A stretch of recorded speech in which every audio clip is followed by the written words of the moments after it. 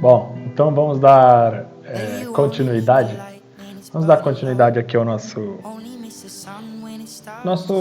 aula 4, né? A gente estava na aula 4.1, agora vamos para a aula 4.2. Só que o que eu quero dizer aqui, nesse começo, antes, vou até grifar aqui. Antes, eu tinha colocado aqui, ó, dia 11, segunda-feira. Só que na verdade nós já estamos no dia 12, tá? A aula 4.1 foi gravada no dia 12.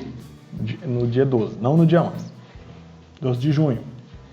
Então vou mudar aqui, tá? Hoje é terça, hoje não é segunda. Beleza. Só para fins de cronologia. Tá. Então a gente parou aqui falando sobre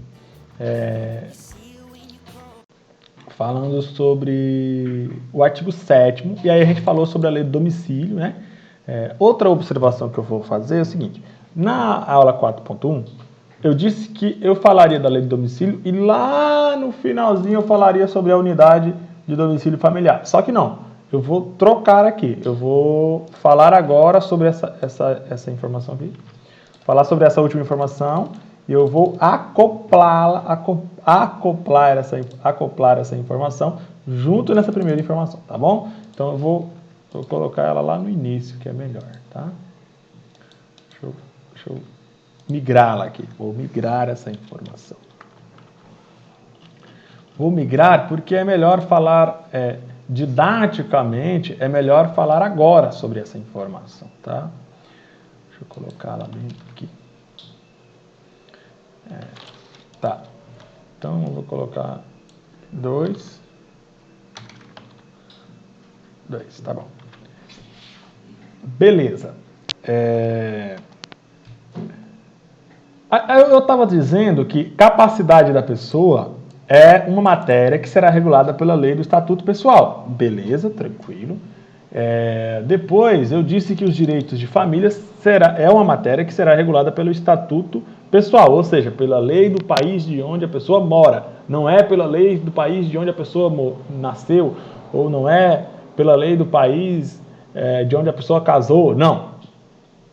É onde a pessoa mora e ponto. Beleza? Estatuto Pessoal.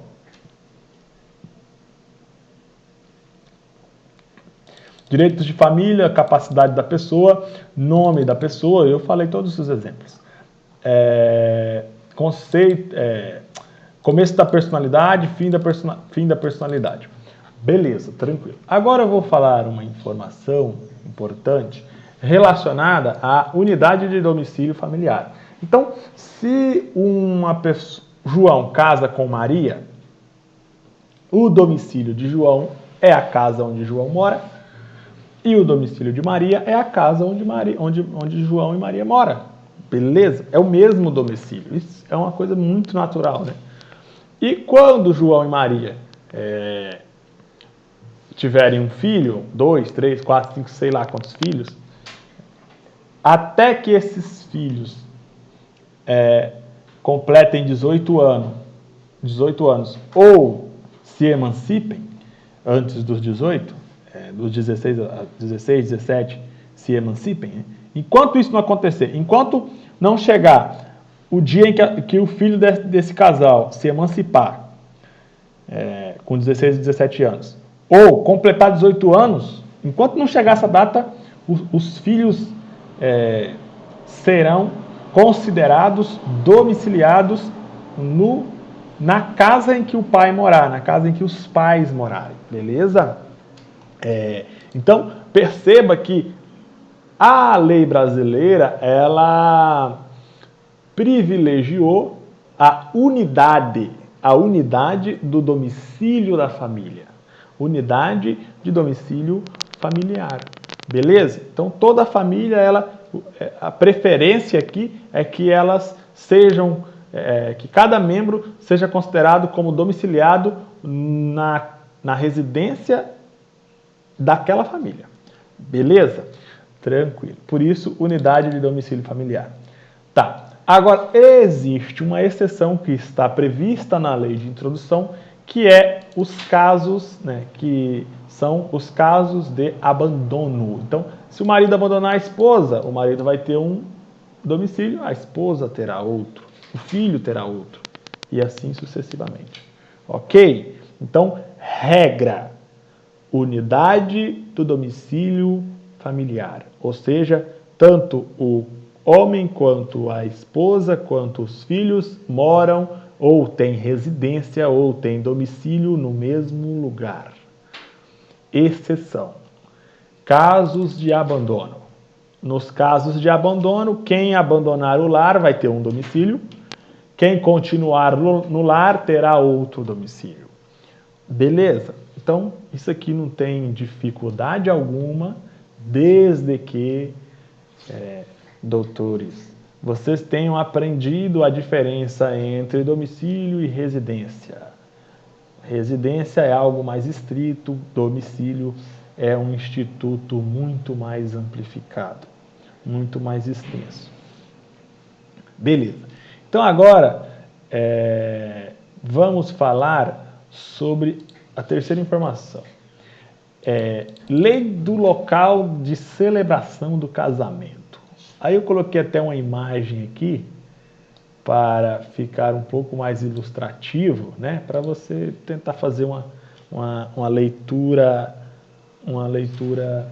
não só do texto, mas também uma leitura visual aqui da imagem, né? Então eu estou associando aqui a leitura do texto com a leitura da imagem, a leitura visual, com o conhecimento auditivo do som, né, da fala. Beleza, então a regra, calma aí, vamos ter uma visão panorâmica. Deixa eu voltar no índice para eu ajudá-lo a ter uma visão panorâmica do artigo 7º. Então, visão panorâmica do artigo 7º está aqui, ó. Visão panorâmica do artigo 7º. Primeiro, lei do domicílio da pessoa. Estatuto pessoal. A regra é: as matérias relacionadas à pessoa serão reguladas pela lei do estatuto pessoal, ou seja, pela lei do local onde a pessoa mora. Beleza? Tranquilo. Tranquilidade, se quer tranquilidade. Eu vou até mudar aqui essa estrutura aqui, ó. Aqui, a informação número, cadê? 2.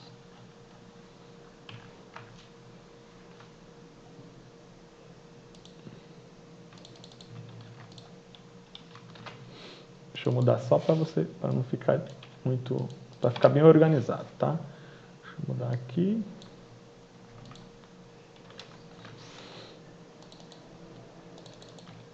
Tá, só fiz isso só para organizar mesmo, tá? Ok. Então, deixa eu voltar lá na visão panorâmica. A gente tem que ter uma visão panorâmica do assunto. Visão panorâmica do assunto, olha. Visão panorâmica do assunto. Lei do domicílio ou estatuto pessoal, essa é a regra. Beleza, tranquilo. Exceção. Então, a regra é: eu vou aplicar a lei do estatuto pessoal. Exceção. Qual é a primeira exceção? Casamento. Primeira exceção é o casamento. Beleza? Então, regra: aplicar a lei de onde a pessoa mora. Exceção: casamento. Aí eu coloquei até aqui a imagenzinha do casamento para você não esquecer. Regra: aplicar a lei de onde a pessoa mora. Exceção: casamento. Beleza? Lembra assim que fica mais fácil. Então, lei do local da celebração do casamento. Onde é que eu vou casar? Em qual cidade que eu vou casar? Qual país que eu vou casar? Beleza. O cara é italiano, vai casar no Brasil. Beleza, tranquilo. Tem efeito isso? Tem um efeito grande, gigantesco. Primeiro efeito, vai ser a exceção à regra geral, né? Então, duas matérias: impedimentos dirimentes do casamento, nulidade absoluta. Os impedimentos dirimentes. O irmão pode casar com a irmã, a filha pode casar com o filho, a mãe pode casar com o filho, o tio, enfim. Os impedimentos do casamento. Beleza? E a outra matéria: formalidades da celebração do casamento. essas duas matérias. Formalidades da celebração e impedimentos do casamento. Formalidades da celebração e impedimentos do casamento. Vai ser qual lei que vai regular? A lei do estatuto pessoal ou a lei do local da celebração do casamento? Lei do local da celebração do casamento, por quê? Porque é uma exceção, tá? Então, voltando para a visão panorâmica. Eu vou voltar novamente para a visão panorâmica. Regra: lei do domicílio da pessoa vai regular diversas matérias. Início da personalidade, fim da personalidade, capacidade, etc, etc. Beleza? Exceção: impedimentos do casamento e formalidades da celebração do casamento. Não vai ser a lei do país de onde a pessoa mora que vai regular essas matérias. Não. Vai ser a lei do país onde o casamento estiver sendo celebrado. E aí eu coloquei a exceção aqui, a imagenzinha para você não esquecer, tá bom? Ok? Então, os impedimentos previstos na lei brasileira serão aplicados ao casamento realizado no Brasil. Perfeito. Não será aplicado. Se o casamento for realizado no Brasil, não será aplicada. Quanto aos impedimentos, não será aplicada a lei estrangeira, será aplicada a lei brasileira. Então, um italiano vai casar com uma brasileira aqui no Brasil. O casamento vai ser realizado aqui no Brasil. Para eu saber se essas pessoas estão impedidas ou não de casar, eu vou ter que olhar a lei da Itália, é o italiano que eu falei, né? Vou ter que olhar a lei da Itália ou vou ter que olhar a lei do Brasil? Resposta: tenho que olhar a lei do Brasil, porque nesse caso é uma exceção e nessa exceção eu aplico a lei brasileira para o casamento realizado no Brasil. Ok? Outro exemplo. Uma brasileira e um brasileiro resolvem casar lá em Nova York. Ah, meu sonho é casar em Nova York. Ou então, Las Vegas. Meu sonho é casar em Las Vegas. Beleza? Quer casar em Las Vegas? Vai casar em Las Vegas. O casamento vai ser celebrado, realizado em Las Vegas. Qual lei eu vou aplicar para os impedimentos do casamento? Eu vou aplicar a lei lá de Las Vegas, do país estrangeiro. Não vou aplicar a lei sobre os impedimentos aqui do Brasil. Então, vamos supor, irmão casar com irmão no Brasil não pode. Não pode.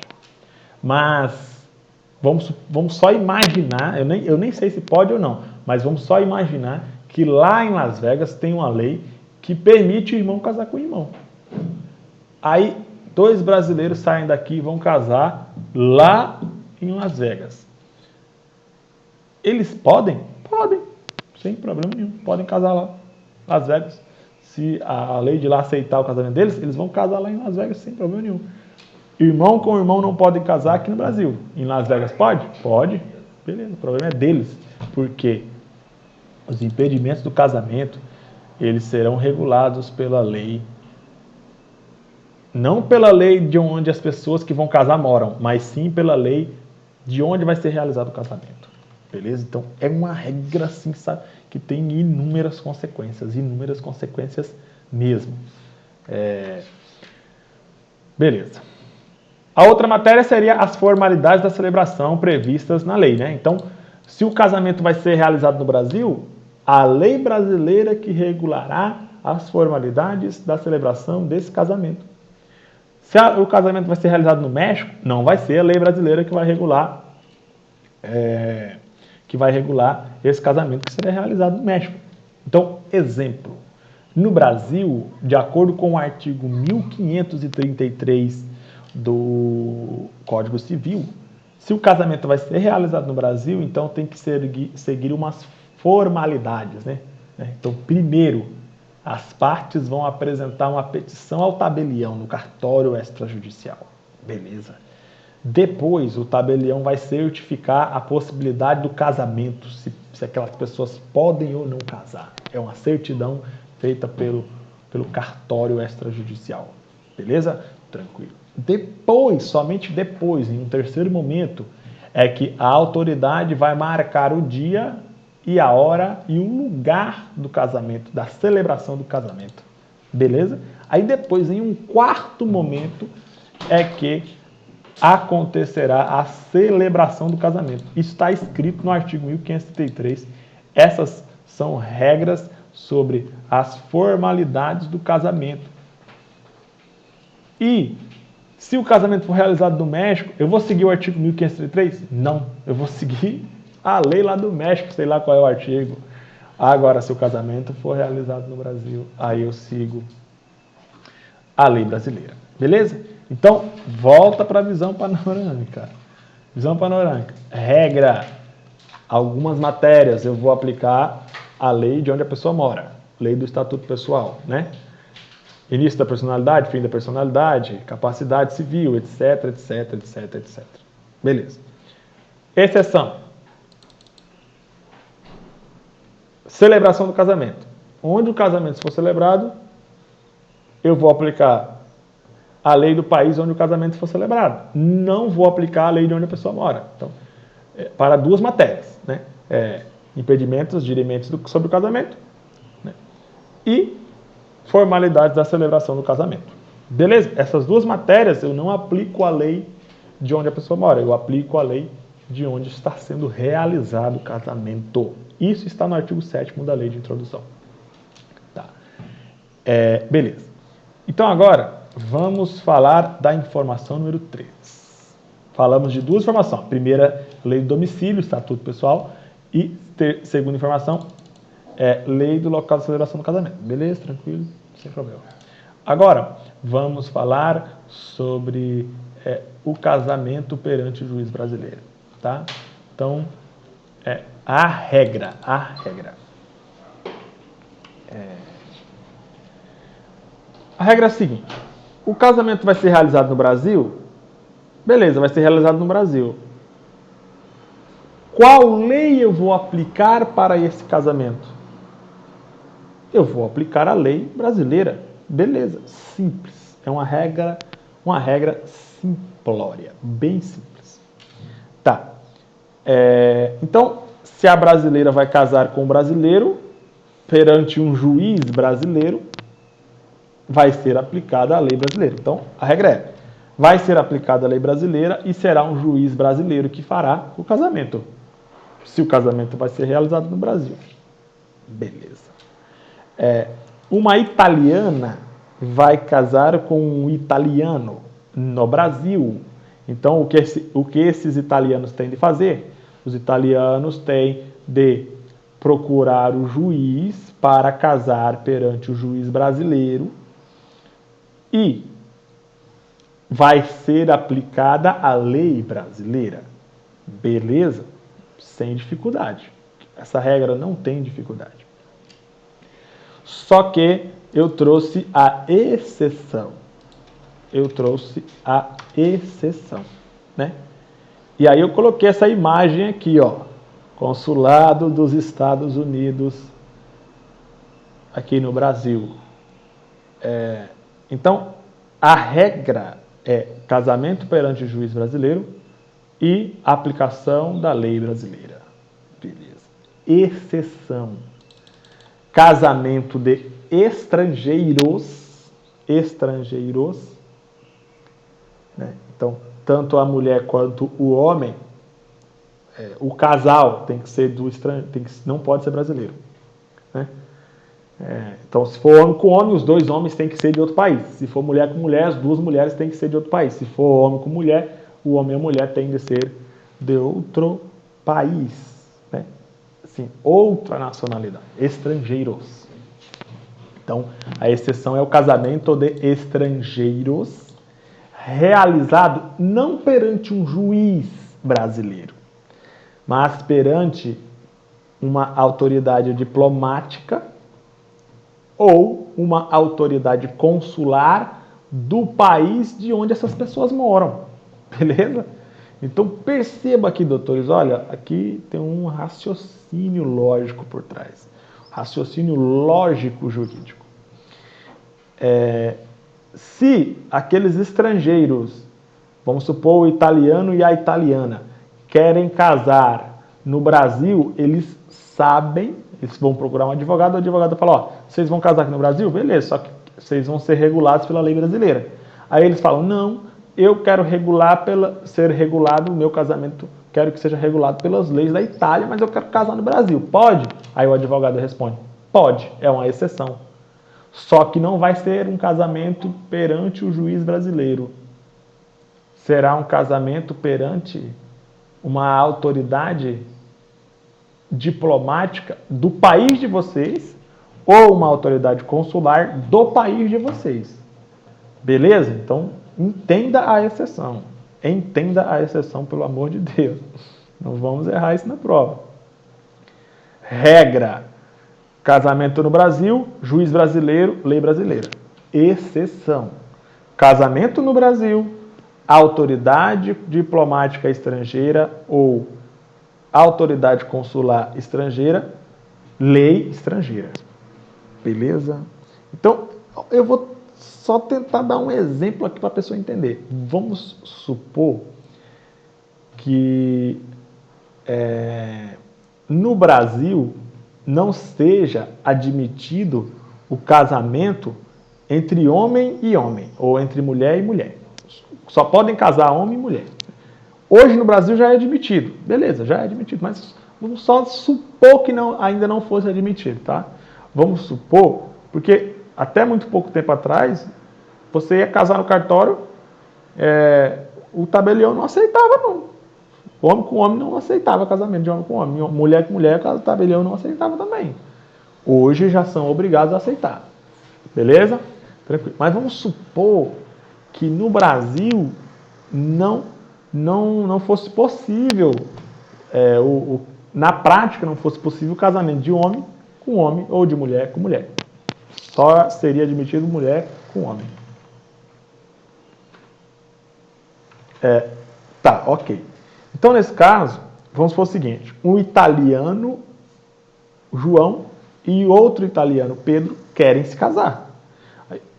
Aí vamos supor que na Itália eles podem se casar, homem com homem podem se casar. Eu nem sei se lá pode ou não, só estou dando um exemplo. Mas vamos supor, o italiano vai casar com o italiano. Beleza. Só que os italianos, eles moram aqui no Brasil, então eles não querem ir lá para a Itália só para casar. Não, eles querem casar no Brasil mesmo. Beleza. Lá na Itália, pode casar homem com homem. Ok. Aí eles vão procurar o advogado e tal, e falam, ó, doutor, eu quero casar e tal, eu e o Pedro queremos casar, né? O João fala que casar com o Pedro e tal, aí o advogado fala, mas aqui no Brasil não pode casar um com homem, então não tem como vocês casar. Aí eles falam assim, mas não tem nenhum outro caso que a gente pode casar, lá na Itália eles deixam a gente casar. Aí o advogado fala, ó, tem como, vocês podem casar, vocês vão no consulado da Itália no Brasil e se casam, aí vai ser aplicada a lei da Itália. Simples, resolveu o problema dos caras. Entendeu? Então, perceba a importância dessa lei de introdução aqui, dessa exceção, né? E isso foi escrito na lei de introdução há muitos anos atrás, Então, a regra é, casamento vai ser perante o juiz brasileiro e vai ser aplicada a lei brasileira.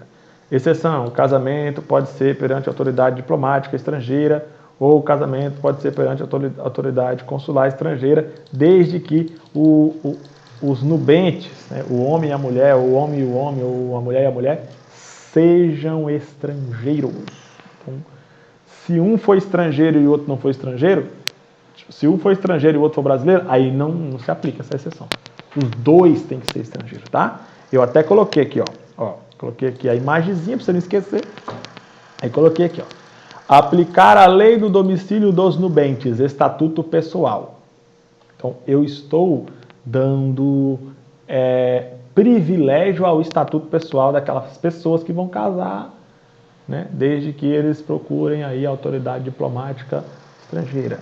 Beleza? E o requisito é, os noivos, eles têm de ter a mesma nacionalidade. Então, tanto um quanto o outro, ambos os noivos, eles têm de ser do mesmo país, têm de ter a mesma nacionalidade, tá? Não pode uma italiana com brasileiro, tem que ser um italiano com italiano, então. Beleza? Exemplo, casamento de italiano com italiano pode ser feito na embaixada ou no consulado da Itália, no Brasil, com a aplicação das leis da Itália. Beleza, o exemplo que eu já tinha dito. E o outro exemplo, casamento de italiana e alemão, tem de ser perante o juiz brasileiro com a aplicação das leis brasileiras. Beleza? Tranquilo. Então, isso aí deu para você entender bem aí a diferença aqui da regra do casamento perante o juiz brasileiro com lei brasileira e a exceção, né? Beleza? Deu para entender, né? Então, tranquilo. Vamos para a próxima informação. Lei do domicílio dos nubentes. Lei do domicílio dos nubentes. Então, aqui eu tenho que aplicar a lei do domicílio de onde os nubentes moram. Em relação a duas matérias. Invalidades do casamento e regime de bens. Então, se a matéria discutida for regime de bens, eu aplico a lei do domicílio dos nubentes. Se a matéria for invalidade do casamento, eu aplico a lei do domicílio dos nubentes. Beleza? O requisito aqui é os nubentes terem domicílio, vou até mudar aqui, terem domicílio no mesmo país antes do casamento. Beleza? E a exceção. Exceção. Lei do primeiro domicílio conjugal. Invalidade do casamento, regime de bens, mesma coisa. Os nubentes, quando eles tiverem domicílio diferente um do outro antes do casamento. Então aqui, doutores, calma lá, vamos devagar. Vamos devagar para não perder o fio da meada. Já está quase acabando o tempo, mas enfim. O que você tem que entender aqui é o seguinte. Ó. Primeiro, vou aplicar a lei do domicílio da pessoa. Diversas matérias. Início da personalidade, fim da personalidade, capacidade, etc, etc. Exceção, vou aplicar a lei do local da celebração do casamento para os impedimentos do casamento e para as formalidades da celebração do casamento. Terceiro, outra regra. O casamento no Brasil, ele será realizado perante o juiz e será aplicada a lei brasileira. Exceção, casamento na embaixada estrangeira de estrangeiros, casamento de estrangeiros, ou casamento de estrangeiros no consulado estrangeiro. Beleza. Vai ser aplicada a lei brasileira? Não, vai ser aplicada a lei estrangeira. Estatuto pessoal. Tá. Então, outra regra. Lei do domicílio dos nubentes. Exceção, lei do primeiro domicílio conjugal. Tranquilo. Aqui, a regra é, eu vou aplicar a lei de onde os nubentes moravam antes de se casar. Ok? Então, italiano e italiana moravam na Itália, se casaram e vieram morar no Brasil. Em relação às invalidades daquele casamento e em relação ao regime de bens daquele casamento, eu vou aplicar a lei brasileira ou a lei da Itália? Vou aplicar a lei da Itália, porque a regra é aplicar a lei do domicílio dos nubentes. Beleza? Só que os dois nubentes que vão casar, eles têm que morar no mesmo país. Beleza. E se eles não morarem no mesmo país? Aí eu vou aplicar a lei do primeiro domicílio conjugal, em relação apenas a invalidades do casamento e regime de bens do casamento, tá bom? Então, é mais ou menos isso. Aí, a gente vai fazer uma pausa aqui e a gente volta repetindo essas duas informações aqui, tá? Essas duas informações são relevantes, muito relevantes. Então, daqui a pouco a gente volta, fazer uma pequena pausa. Até mais.